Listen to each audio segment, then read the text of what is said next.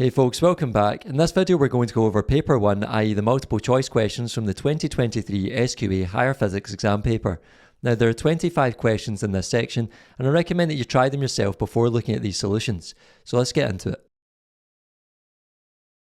Question 1 says a cyclist is travelling along a straight level road. A velocity time vt graph of the motion of the cyclist is shown, and you can see the line has a positively sloping gradient and it's going through the origin. Then says which pair of displacement time st and acceleration time at graphs represent the motion of the cyclist? Well, if we look back at the velocity time graph here, remember a straight line through the origin shows a uniform acceleration, and on an acceleration time graph this will be a straight horizontal line to show that it's constant. So if we look at our options, the only two that have a straight horizontal line for the acceleration time graph would be options A and B, whereas C, D and E all show curves for the acceleration time graphs. So that means we're choosing from A and B here, and therefore the difference lies in the displacement time graph. So we need to think about what's going on for the cyclist. Well, because the cyclist is accelerating, they're speeding up, which means they're going to cover more distance or more displacement in a given time. And that means the displacement should curve up like this over time to show that more displacement is being covered on the y-axis in a given time here. Whereas the displacement time graph for B shows the displacement curving off over time, which means that in a given time you're covering a smaller displacement. So because the cyclist is accelerating and speeding up, that means we must be going for this more displacement in a given time. So to summarise, options A and B show a constant acceleration, which is what we want,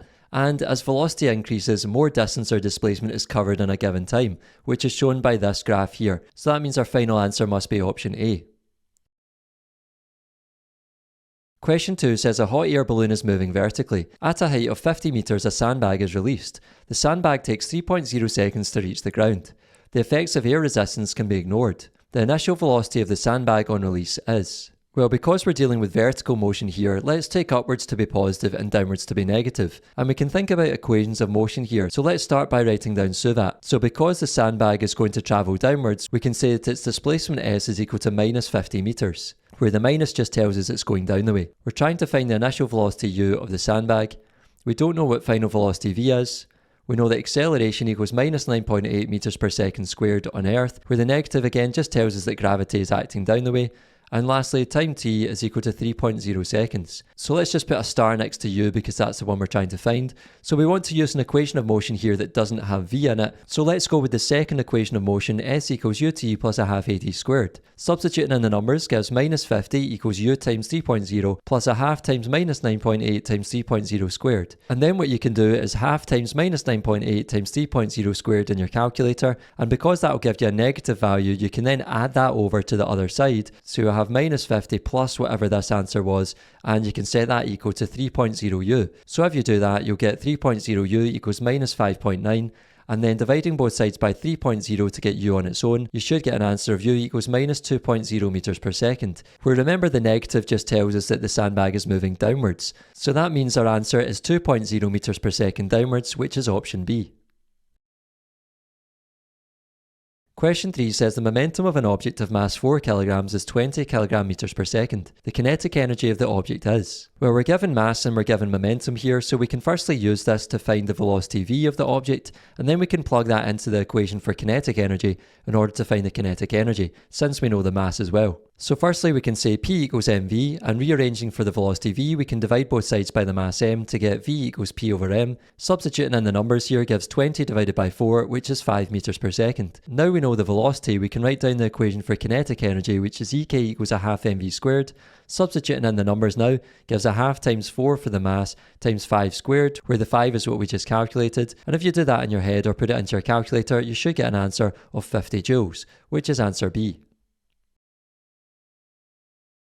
Question 4 says a pendulum bob of mass m is released from rest at height h. The bob reaches a speed v at the lowest point of its swing, and you can see this little height h is labelled for us. Neglecting air resistance, the speed of the bob at its lowest point is doubled by changing the height to 4h, changing the height to 2h, changing the height to h over 2, changing the mass of the bob to 2m, or changing the mass of the bob to m/2? Well, for a simple pendulum, we can think about conservation of energy, and you might remember for a pendulum that the loss in gravitational potential energy EP is equal to the gain in kinetic energy EK. So remember, at the furthest point of its swing over at this end, it's going to have maximum potential energy and no kinetic energy when it comes to a stop, and then when it moves back into the swing towards the equilibrium position, it's going to pass through the point of maximum kinetic energy at the centre. So we can write this loss in EP equals gain in EK, and if we put in the expressions for those two equations, we have mgh for the gravitational potential energy is equal to 1/2 mv squared for the kinetic energy. Now notice that we have mass m on both sides, so that can cancel out to give us gh equals 1/2 v squared.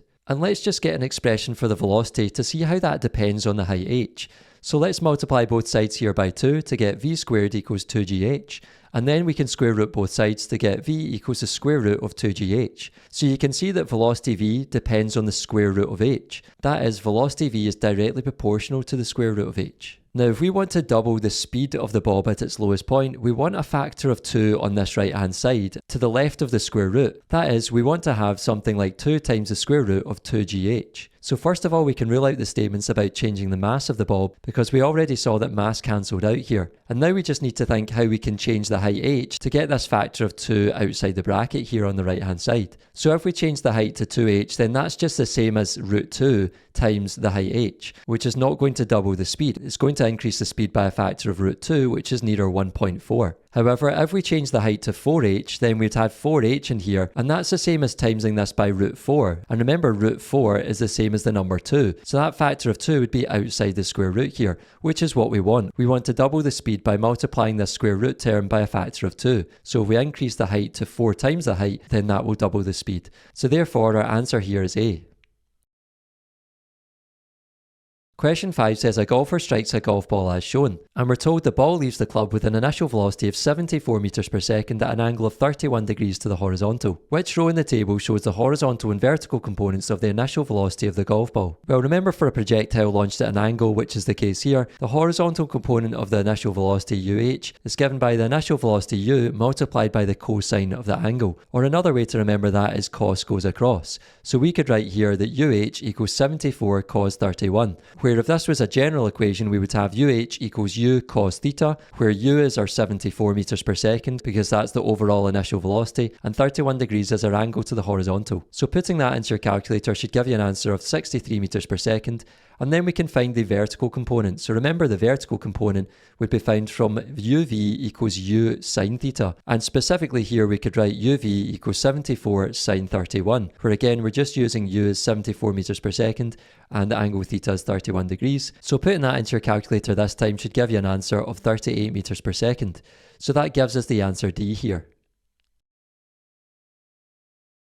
Question 6 says a satellite of mass 620 kilograms is placed into an Earth orbit of radius 23,000 kilometers. The mass of the Earth is 6.0 times 10 to the 24 kilograms. The gravitational force that the satellite experiences from the Earth in this orbit is... Well, remember, gravitational force is calculated using Newton's law of universal gravitation, which is F equals gm1m2 over r squared. And we're trying to find F here. So substituting in the numbers, we have 6.67 times 10 to the minus 11, which is the value for big G on the datasheet, times 6.0 times 10 to the 24, which is our mass of the Earth, times 620, which is our smaller mass for the satellite, divided by 2.3 times 10 to the 7 squared, where all I've done is converted kilometres into metres to get 23 million metres, and then I've written that in scientific notation. So 23 million metres is the same as 2.3 times 10 to the 7 metres, and remember, we're squaring that term. So putting that into your calculator should give you an answer of 469.0 newtons, but to two significant figures we can round that up to 470 newtons, which is the same as writing 4.7 times 10 to the 2 newtons, which is answer A here. Question 7 says muons are created in the upper atmosphere of the Earth. The mean lifetime of these muons in their frame of reference is 2.20 microseconds. The muons are travelling at 0.99 c relative to an observer on Earth. The observer measures the mean lifetime of these muons as, well, because we're talking about mean lifetimes and frames of reference, here we need to use the equation for time dilation. So we have t dash equals t over the square root of 1 minus v over c squared. And here an observer on Earth who is far away from the muons and is therefore not in the frame of reference of the muons will measure t dash, the dilated time. So t dash is what we're trying to find, which means this time up here, the mean lifetime of the muons in their own frame of reference is the proper time t. So substituting in the numbers here, we have 2.20 times 10 to the minus 6, where we're just converting microseconds into seconds there, and dividing by the square root of 1 minus 0.99c over c squared, where we've got that value there for the speed. Now remember, the c's here on the top and bottom of the fraction will cancel out, so we end up just having 0.99 squared, and then if you do 1 minus that in your calculator, and then the square root of that, and then do 2.20 times 10 to the minus 6 divided by your answer, you should get an answer of 1.56 times 10 to the minus 5 seconds, which is option D here. Question 8 says evidence supporting the existence of dark energy comes from estimations of the mass of galaxies, the darkness of the sky, which is Ober's paradox, large numbers of galaxies showing redshift rather than blueshift, the accelerating rate of expansion of the universe, or the abundance of the elements hydrogen and helium in the universe. Well, for the first one, estimations of the mass of galaxies, remember those can be done with measurements of the orbital speeds of stars within galaxies, which is really linked to dark matter, not dark energy. And Ober's paradox, redshift, and abundance of hydrogen and helium in the universe, those all provide evidence for the Big Bang theory. And the only one left that is to do with dark energy is this one here. So evidence supporting the existence of dark energy comes from the accelerating rate of expansion of the universe. So remember, that tells us that the universe is expanding, but it's accelerating, it's speeding up as it does so. So that gives us the answer D here. Question 9 says a student makes the following statements about the emitted radiation from stellar objects. Statement 1 says the peak wavelength of emitted radiation is longer for hotter objects than for cooler objects. Statement 2 says a blue star is likely to be hotter than a red star. And lastly, statement 3 says the radiation emitted per unit surface area per unit time is greater for hotter objects. Which of these statements is or are correct? Well, let's look through each one in turn and decide which ones are true or false. And for some of these, we can use the blackbody radiation curves on this graph to help us. So we've got power output against wavelength, and the first statement there says the peak wavelength of emitted radiation is longer for hotter objects than for cooler objects. Well, you can see that for this hotter object, this hotter star here, that the peak wavelength is actually at a shorter or lower wavelength than for the cooler star. So that means this first statement is false. For statement 2, a blue star is likely to be hotter than a red star. Well, remember that is true because for stars, the temperature and the colour associated with that temperature is sort of like the opposite to how we would normally think. So we usually associate blues or greens with cold things, and we normally associate the colours red and orange with hot objects. But for stars, it's the opposite. So blue stars are at a greater temperature and are therefore hotter than red stars. Lastly, for statement 3, the radiation emitted per unit surface area per unit time is greater for hotter objects. Well, this power output on the y-axis is really just the same as this radiation emitted per unit surface area per unit time. So for hotter objects, you can see the area under the curve is going to be greater, and therefore it's going to emit more radiation than a cooler object. So that means that final statement is true. So we've got 2 and 3 only are correct here, which gives us the answer E. Question 10 says, which of the following diagrams represents the electric field pattern between two identical positively charged particles? Well, firstly, remember if we've got two positively charged particles that like charges repel, and that therefore rules out option A and option D, which shows an attraction in the middle region. We can also rule out option E here because that shows a skewed electric field pattern, and there's fewer field lines on the charge on the right than there are on the left. Whereas for this diagram, both charges should have the same number of field lines. And that just leaves us with B or C, which show this repulsion in the middle, where the field lines go up and down, but then you'll notice that B has the electric field lines going out of the positive charges, whereas C has the electric field lines going into the positive charges. So we need to remember this other important rule for electric field diagrams, which is that electric field lines always go out of a positive charge and into a negative charge. So out of positive into negative. So B here is the one that shows the electric field lines going out of positive, so it must be that one. So our answer here is B. Question 11 says a neutron consists of one up quark and two down quarks. A neutron is a gluon, meson, baryon, lepton or boson. Well, remember that baryons consist of 3 quarks, whereas mesons consist of 2 quarks in a quark-antiquark pair. And we're told that a neutron consists of 3 quarks, so 1 up quark and 2 down quarks. So a neutron must therefore be a baryon, which is option C. Question 12 says the following statement represents a nuclear fusion reaction. So we have hydrogen 3 plus hydrogen 2 going to helium 4 plus a neutron. The total mass of the particles before the reaction is 8.347 times 10 to the minus 27 kilograms, and the total mass of the particles after the reaction is 8.317 times 10 to the minus 27 kilograms. The energy released in this reaction is... Well, because we've got the total mass before and after, the first step here is to find the lost mass. So we can say that the lost mass m is equal to the greater mass take away the smaller mass. So we have 8.347 times 10 to the minus 27 minus 8.317 times 10 to the minus 27. And if you put that into your calculator, you should get an answer of 3 times 10 to the minus 29 kilograms. Remember not to round anything at this stage because we're only going to round at the very end. Every single digit here is important. And now that we know the lost mass m, to calculate the energy released, we can use the famous equation E equals mc squared. So substituting in our numbers, we have 3 times 10 to the minus 29 for the mass, times 3 times 10 to the 8 squared, where c is just your speed of light from the datasheet. So putting that into your calculator should give you an answer of 2.7 times 10 to the minus 12 joules, which is option D here. Question 13 says a student makes the following statements about wave-particle duality. Statement 1 says the photoelectric effect is evidence supporting the particle model of light. For statement 2, it says interference is evidence supporting the wave model of light. And lastly, statement 3 says photons of sufficient energy can eject electrons from the surface of metals. Which of these statements is or are correct? Well, let's go through each one and decide if they're true or false. Well, statement 1, the photoelectric effect is evidence supporting the particle model of light. Well, that is true because we can only explain the photoelectric effect if we consider light to travel as photons, i.e. particles, rather than as waves. For statement 2, interference is evidence supporting the wave model of light. Well, that is also true because if two waves meet, then they can produce an interference pattern, whereas you don't tend to get that with particles. And lastly, for statement 3, photons of sufficient energy can eject electrons from the surface of metals. Well, that one is true because it simply just describes the photoelectric effect, the idea that you can eject electrons from a metal surface if photons of sufficient frequency and energy are instant on the metal. So we've got all three statements being correct here, so we can say we've got 1, 2 and 3, which is answer E.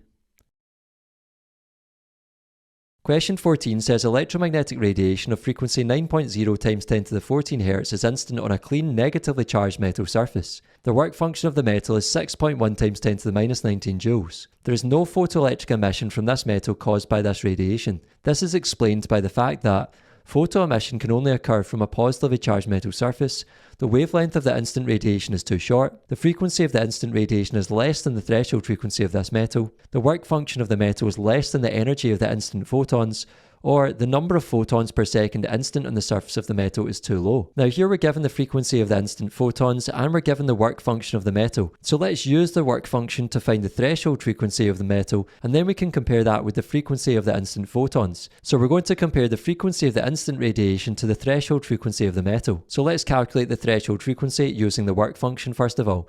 And you might remember we have a sort of equation for work function, which is that work function equals hf0, where f0 is your threshold frequency and h is Planck's constant. And remember, work function is just an energy. So we can sub in this value for work function of 6.1 times 10 to the minus 19 equals Planck's constant h from the datasheet, 6.63 times 10 to the minus 34 times f0. And then dividing both sides by Planck's constant here and putting that into your calculator, you should get an answer of f0 equals 9.2 times 10 to the 14 Hz. Now if we compare this frequency of the instant radiation 9.0 times 10 to the 14 Hz with the threshold frequency for the metal 9.2 times 10 to the 14 Hz, notice that our photons don't have a high enough frequency to cause photoemission, because for photoemission to occur we need our frequency to be greater than the threshold frequency. So we can say that since f, the frequency of the photons, is less than f0, the threshold frequency, no photoelectric emission takes place. And this is exactly what the answer C is getting at. The frequency of the instant radiation is less than the threshold frequency of this metal. So that means our answer here is C. Question 15 says a ray of monochromatic light is instant on a grating. An interference pattern is observed on the screen. The angle between the central maximum and the maximum observed at the edge of the screen is 29 degrees. So there's the central maximum, and then the angle to the observed maxima is 29 degrees. The wavelength of the light is 605 nanometers, and we're told the separation of the slits in the grating is 5.0 times 10 to the minus 6 meters. It then says the total number of maxima observed on the screen is... Well, what we want to do first of all is find the order number m using the grating equation d sine theta equals m lambda. And once we have a value for m, that will help us to find the number of maxima above the central maximum and the number of maxima below the central maximum. So let's find what m is first by doing d sine theta equals m lambda. Substituting in the numbers gives 5.0 times 10 to the minus 6 times sine of 29, where if we look back at the diagram, remember we're only using one of these angles because we're going from the central maximum up to the observed maxima here. And once we have a value for m, we can think about the lower half of the screen as well. So just using 29 degrees for our angle here, that sine of 29 is equal to m times 605 times 10 to the minus 9, where we're just converting our nanometers into meters there. Putting the left hand side into your calculator and then dividing by 605 times 10 to the minus 9 should give you a value for m of 4. And therefore we can say that 4 maxima will appear above the central maximum and 4 maxima will appear below it. So here we can zoom in on the screen and we're going to have the central maximum, which is m equals 0, and then we're going to have maxima going all the way up to here at m equals 4, because that's what we found in the calculation. So going up the way, we can evenly space these fringes to go up to m equals 4. And then down the way we'll have exactly the same because we've also got an angle of 29 degrees in there. So we'll have 1, 2, 3 and 4. And if you count them all up, we have the 8 either side and then the 1 in the middle. That gives us the total number of maxima of 9, which is the answer D here. Question 16 says waves from coherent sources S1 and S2 produce an interference pattern. Maxima are detected at the positions shown, and we've got this maxima labelled K down here. It says the path difference S1K minus S2K is 154 millimeters. The wavelength of the waves is. Well, remember for maxima we have the equation for path difference, which is path difference equals m times lambda, where m is our order number, which is an integer, and we're asked to calculate the wavelength of the waves. So we want the wavelength here, but we're given the path difference in this form. So they're telling us that the path difference between S1K and S2K is 154 millimeters. So we can write our path difference using this form of S1K minus S2K equals m lambda. Substituting in the numbers there, we have 154 equals 5 lambda, where we're using m equals 5 because if you think about it, for our maxima, that's m equals 0 in the middle, then we've got m equals 1, 2, 3, 4, 5. So that's the fifth fringe along. So to find lambda on its own, we just need to divide 154 by 5 to get an answer of 30.8 millimeters. Where remember this path difference is in millimeters, so our final answer must also be in millimeters, which is the same as all the answers here. So that gives us the answer E. Question 17 says which graph shows the relationship between frequency f and wavelength lambda of photons of electromagnetic radiation? Well, you might remember the wave equation from National 5 Physics, v equals f lambda. So if we rearrange this for the frequency f, we get v divided by lambda. And you can see that frequency is directly proportional to 1 over the wavelength, or another way of saying that is frequency is inversely proportional to the wavelength. So all this means, remember, is that as wavelength increases, frequency decreases. So if we go from left to right along the x-axis as wavelength increases on these graphs, then we want to show the frequency decreasing. And remember, we never use a straight line for an inversely proportional relationship, it's always a curve. So that means this is the graph we want here, which shows as wavelength goes up, frequency goes down. So the answer here is A. Question 18 says a ray of monochromatic light travels from a crown glass block into water. The diagram shows 3 paths P, Q and R for the ray of light in the water. So we've got the single ray here and then 3 paths here P, Q and R. And it says which row in the table shows what happens to the speed and the wavelength and the path the ray of light follows in the water. Well, first of all, we need to realise that water is less dense, i.e. has a smaller refractive index than crown glass. Therefore, the speed and wavelength of the light will both increase as the light passes from crown glass to water. It's a bit like going from glass to air. And also, when light passes from a denser medium to a less dense medium, it bends away from the normal. So if we look back at the picture, we can rule out Q because the light's not going to travel straight through because it's not passing along the normal, and ray R bends towards the normal. But we've just said that light going from a denser material to a less dense material should bend away from the normal, which is what ray P does here. So that means we have speed increases, wavelength increases, and its path P, which gives us the answer E. Question 19 says an AC power supply of negligible internal resistance is connected to an 8.0 ohm resistor. The RMS voltage of the power supply is 5.0 volts. The peak power dissipated in the 8.0 ohm resistor is. Well, because we're given resistance and a voltage here, we can use this to find power using the equation P equals V squared over R. However, we want to find the peak power, not the RMS power. So you'll notice we have an RMS voltage, which we'll need to change into a peak voltage instead. So let's do that first. So we can use the relationship VRMS equals V peak over root 2, and then you can either plug in the value for VRMS here, or you can rearrange for V peak first. So I'm going to multiply both sides by root 2 to get V peak equals root 2 VRMS, and then substituting in the voltage there, we have have root 2 times 5.0, and I'm just going to leave that as is, 5 times root 2, because I don't want to round my answer at this stage. And the next step is to use the equation for power. So we have P equals V squared over R, but I'm giving this a subscript of peak because we're using the peak voltage here. So substituting in the numbers gives us 5 times root 2, which just comes from the peak voltage there, and that's squared divided by 8.0 for the resistance. And putting that into your calculator should give you an answer of 6.3 watts, which is the answer E. Question 20 says 6 36 ohm resistors are connected as shown. The total resistance between points X and Y is, well, there's X and there's Y, and we've got these 6 resistors in different orientations.